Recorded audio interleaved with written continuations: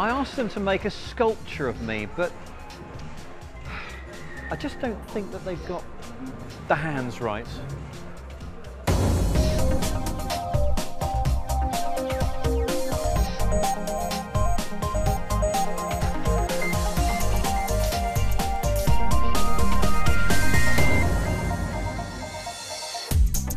This week on Click, a digital art special, as we look at the works that could set the old masters spinning in their graves. And as these pieces give up the ghost, we'll also find out how you keep them alive in the decades to come.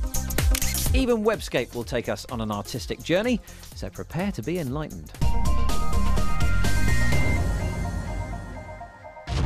This week sees the start of art season here in London, when all the big art fairs descend on the city. Welcome to Click, I'm Spencer Kelly, and welcome to a show called The Other Art Fair, which opens in just a few hours' time, hence the frantic action going on in the background at the moment. Now, this place showcases a lot of innovative artists, and these guys are always open to using new technologies in their work. Hence, digital art is slowly gaining ground, but it does face that inevitable question: if you can create it using a computer with copy, paste and undo, is it really art?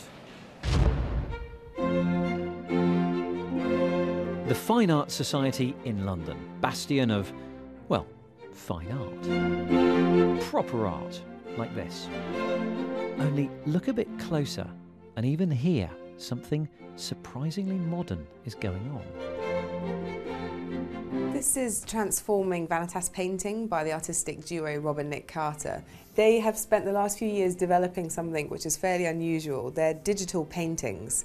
So what they've done is take an old master, and they've taken that painting from the past and they've brought it to life in the future by using cutting-edge digital technology. It's a painting of a dead frog, and the sequence lasts 3 hours, and it takes you from the frog at the very beginning when it's alive to a dead frog. The animators and digital team there, using 3D sculpting, brought all those techniques together here for the first time, really in this unique way to create an artwork. The moving picture company, the team behind the animation, usually work on film special effects. And it shows the detail is minute. Each of the maggots has been individually rendered to make the decomposition appear as realistic as possible. The finished article behind the frame is displayed on an iMac screen, selected for its non-reflective qualities. The way it's presented, it's meant to look like a painting. It's in a custom-made Dutch Golden Age replica frame. It's a world first, and it's been really well received, and they've gone into museum collections already. Selling for close to $100,000 a piece, Rob and Nick Carter's work plays with the line between digital and traditional art. Here, they reimagined and then brought to life a 17th century painting by Justus Juncker. Originally, we were fascinated by the statistic that people look at artworks for between 4 and 6 seconds when they visit a museum, and this really struck a chord with us, and we were trying to create artworks that held the viewer for longer, and engaging the viewer for a longer period of time rewarded the viewer with seeing little bits of real-time activity within the pictures. I think the stigma of artwork that plugs in essentially has really changed. I think people just accept it. Certainly now these works are in museums. What I really, really love about these two is they just look like oil paintings. You can go right up close to them and they look like oil, but they're actually a pair of iPads. Part of the sell here is that the insects behave in an unpredictable and supposedly unrepeatable way. In that sense, at least, this work of art is unique. Except that it's not. Just like all digital media, video files, music files, works of art, you can make an exact replica of this just by copying the file. Hackers are yet to turn their attention to art like this, but to try and address this, the pieces are sold with a certificate of authenticity from the Fine Art Society. To try and recreate this, to try and forge it, to try and copy it, to try and hack into this is completely impossible. Everything's been put in place. And I think what's really important to remember is that museums and institutions, they have to make sure there are ground rules in place for how to preserve these things, how to replace the screen when it wears out. All of these things are put in place right at the beginning of the artwork's life. New display technology is providing new tools to digital artists. This breathing Venus is just breathtaking to look at. Using an ultra-high definition 4K screen, it's based on this 16th century painting by Giorgione. I have to say, it completely fooled me at first. The resolution of the screen was so high, I didn't notice the pixels. We have wondered recently what 4K screens are for. Well, maybe this is the answer. UK retailer John Lewis has commissioned a range of digital artists to make content for these very expensive 4K TVs, which it hopes to sell.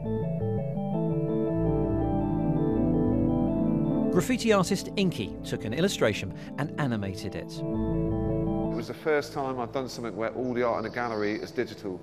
But the richness, particularly on, I think it was the Samsung one that we were looking at with the sort of Van Gogh attempt, the colour depth on that is just incredible. I've never seen anything like it. When I first saw these artworks, I naturally assumed that they were computer generated, but this is just the result of the artist shining a light down a good old-fashioned kaleidoscope, which is about as analogue as you can get.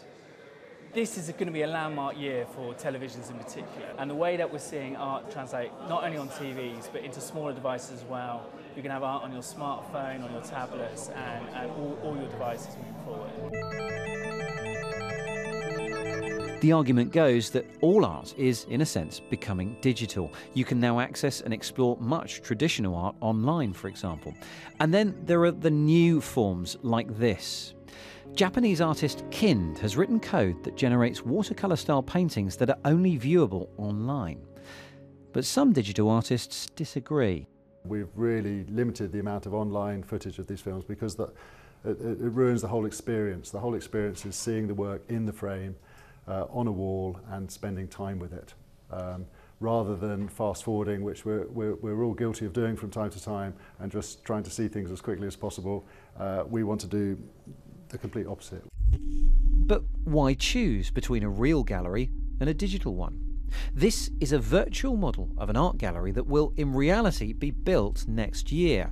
We're standing at the virtual banks of the River Thames and overlooking the entrance to the Paints and Borthwick Gallery. On display inside, a piece of work called Translux by artists Rubido. This is a first piece, which also acts as a portal. So we can just walk through it and we access the second piece.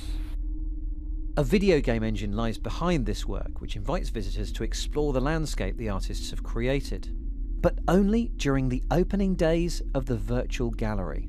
In this environment, the gravity was reversed. So in a way, we're playing with the laws of physics and creating our own rules. Like offline exhibitions, after 3 weeks, it too will close.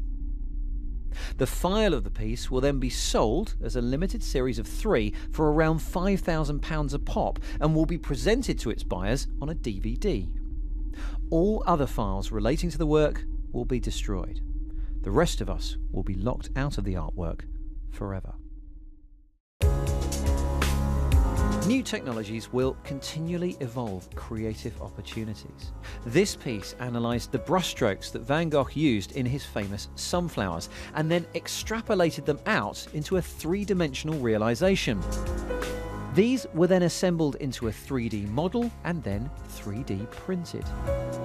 Just a few years ago, this wouldn't have been possible. And it does make you wonder where digital art may take us next. I wonder whether Van Gogh would have used a 3D printer if he'd been around today. After all, it's really just another tool in the artist's palette, isn't it? Now here are some examples of the newest pieces of art that the 3D printer artists have been cooking up. The best thing about this concept for me is that you can make stuff that it would be impossible to create in any other way. You couldn't make casts for this stuff, and if you were to try and sculpt it, well, it would take you the rest of your life, wouldn't it? Here is a 3D printer which is currently laying down layers of plastic in the background. That's working on something brand new over there. And the guys behind this exhibit are really excited about the fact that higher resolution 3D printers, which use lasers to get increased accuracy, are now becoming more accessible. Okay, more digital art from Click in a couple of minutes after a look at this week's tech news. Snapchat, the photo sharing app, which is supposed to cause users' photos to vanish after viewing, has had its central self-destruct feature compromised by another app. 350 million photos are shared daily on the platform, but now Snap Hack claims to be able to permanently save photos without the sender's knowledge. In a separate development, the company has admitted to handing over unviewed photos to US law enforcement authorities. First Google Glass, and then the likes of Aura. 2014 is going to be a busy year for augmented reality glasses, and the market is set to get even more crowded with the introduction of the Cast AR specs, courtesy of a couple of ex-Valve software employees. These glasses work differently from other models. They're fitted with tiny projectors, which project 3D images onto reflective surfaces. A camera on the glasses tracks the wearer's head movements, and the user sees an image which looks like a 3D hologram. The project is, of course, being funded via Kickstarter. Google's facing a backlash over plans to use Google Plus social network data in adverts. The changes, which come into force in November, will see names and photos appear below the ads of businesses that Plus users have followed. As a protest, some users of the site have Schmittified their profiles, replacing their own photo with that of Google chairman Eric Schmidt. A similar scheme saw Facebook eventually shelling out $20 million in compensation after users weren't asked for permission. Google says users can opt out of the service though, if they find the right page, that is. And there's Wi-Fi at the bottom of Lake Erie. Well, kind of. The University of Buffalo in the US trialled an underwater wireless network there this week. Researchers used a laptop to pick up data about the lake from 2 submerged sensors. Currently, data gathered underwater is difficult to share quickly, which is why the team want to create a standardized underwater communication system for everyone. Can't see there being much of a format war there. Now, one of the great things about traditional art is that 500 years after you paint it, you can still hang it in a gallery. Whereas a lot of the digital artworks we've been looking at rely on technology, screens, etc., which tend to go wrong every few years. So what happens when your expensive piece of digital art breaks down or becomes obsolete? We sent Jen Kopstake to Karlsruhe in Germany to find out. This is one of the most important digital artworks in the world. There's only one problem. It's broken.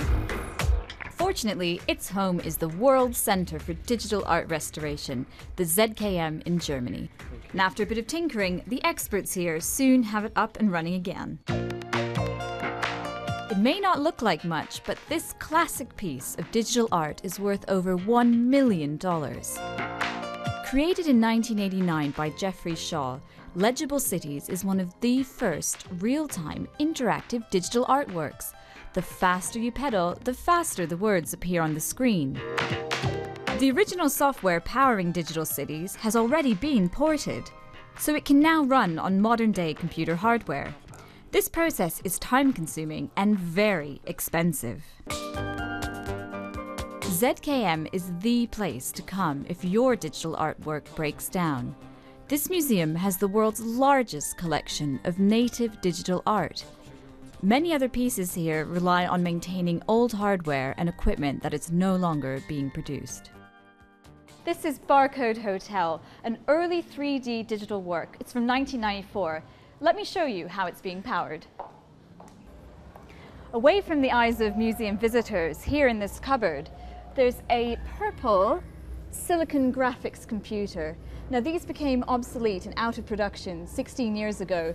The museum tells me they've got 10 of these left in storage, but they've no idea how long they're going to last. So it's up to the technicians here to try and prolong the life of these obsolete machines.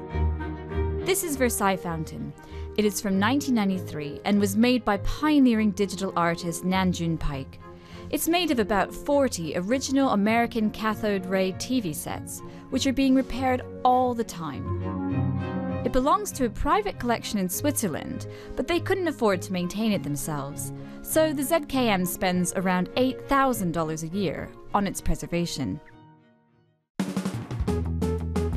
Part of the team behind this work is Dorcas Mueller. She works in the museum's laboratory for antiquated video systems. Dorcas has 300 devices at her disposal to convert almost 50 different video formats from the mid-1960s through to the 80s into high-quality digital form. We are in the middle of where it's at. So here on the table are all those old video machines. We need to play open reel video. Right. And the video pioneers worked with this open reel machines. Oh, and this is an antique Blu-ray disc. Wow, what is that? It's a laser disc, and it was used in the late 70s to play karaoke movies in bars and restaurants. Wow. Some of the installation, the loop installations in the exhibition were still running from laser discs just until a couple of years ago. So the reason for collecting all this historic and obsolete equipment is to showcase the art in its authentic form. But in reality, this is not sustainable. That is why we need a second strategy, which is migrating the work, migrating the data of the work to a different platform, or even porting the program to a different system, to a different computer system, which is quite complicated and quite expensive. As well as migrating works, the files behind the art need to be stored. In the past, they were contained in this giant jukebox, dozens of CDs and DVDs holding just 1 terabyte of data. Now, these 6 drawers in the server room act as an archive. Each drawer holds 40 terabytes, and it's backed to magnetic tapes, which they say are more reliable. Of course, all these efforts aren't without controversy. There's no consensus in the art world on whether going to these lengths to preserve digital art is the right thing to do.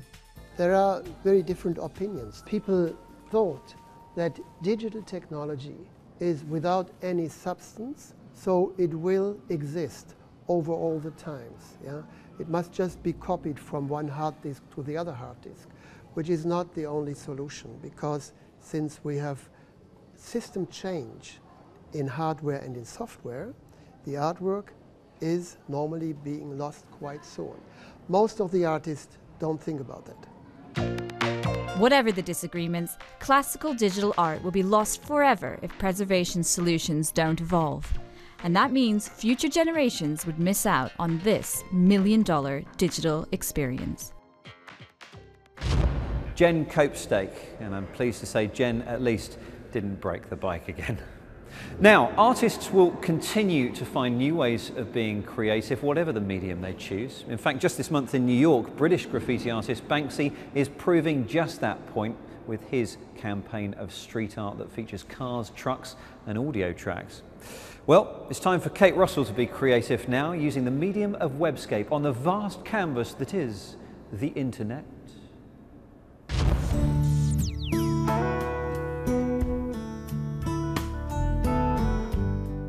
Creativity is all around us, but if you can't get to the art, why not bring the art to you with the help of online projects like the Freeze Sculpture Guide, an app released this week on iOS and Android.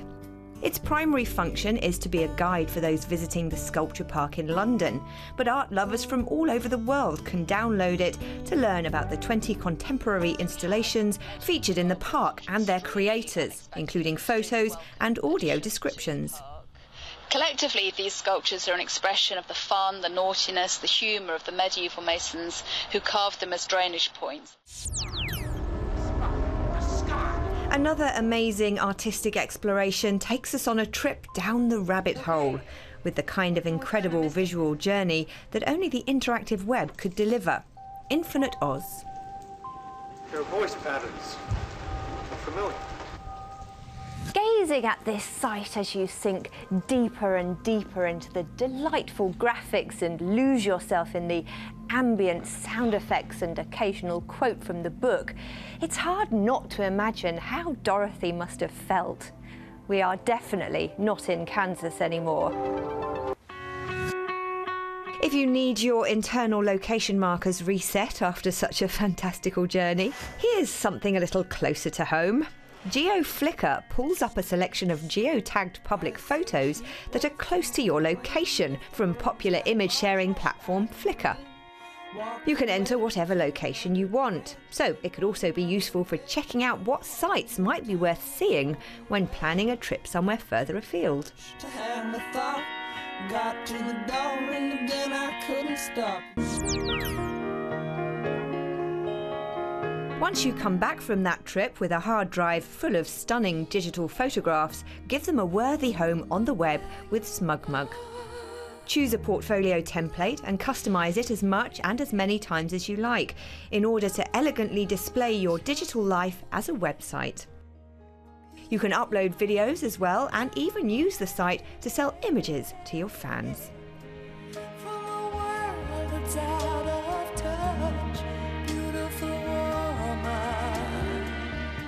Unlike some of the other popular photo sharing sites, SmugMug is completely private and doesn't strip any of the metadata out of your photos and videos, which means a digital tag of your ownership and any other details you've chosen to include, like location and content, will remain embedded in your files wherever they travel on the web.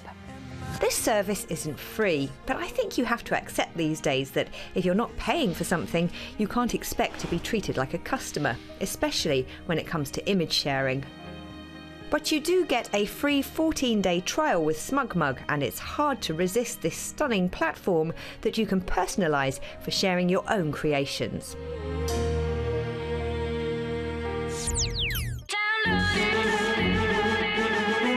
If you just want to share the odd file, take a look at Get.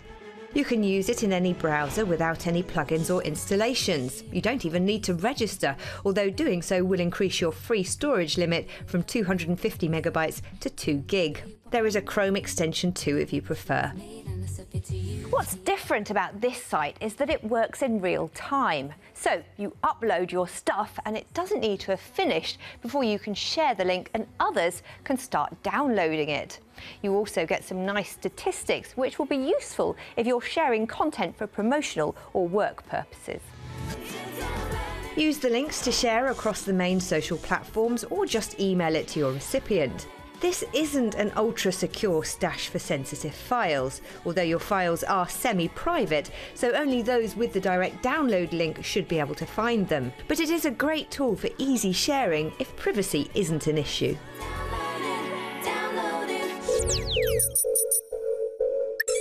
What's going on? As we've seen today, the web is a great playground, but you need to understand the dangers too. For some people, this can be a challenge and, dare I say it, crushingly dull. True augmented reality became a way of life for us here in Internet security specialists Trend Micro have taken the unusual step of turning a white paper on the subject of cybercrime, Project 2020, into a serialised web drama, Hollywood style.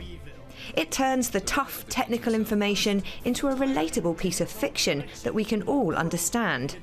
Tune in at 2020.trendmicro.com, where episode 3 of 9 was released this week. We may have a problem. Death toll has risen to 90 in what experts are calling the biggest cyber attack of the century, the Great Switch Off. Thank you, Kate. Kate Russell's Webscape, and those links are all up at our website, of course, if you missed them. bbc.co.uk/click, the address you need. You'll also find regular updates to your tech news and various old bits of the programme to watch there too. And if you'd like to get in touch with us, feel free to email click@bbc.co.uk, and you can get hold of us on Twitter, Google+, and Facebook too. That's it for now. Thank you very much for watching, and we'll see you next time.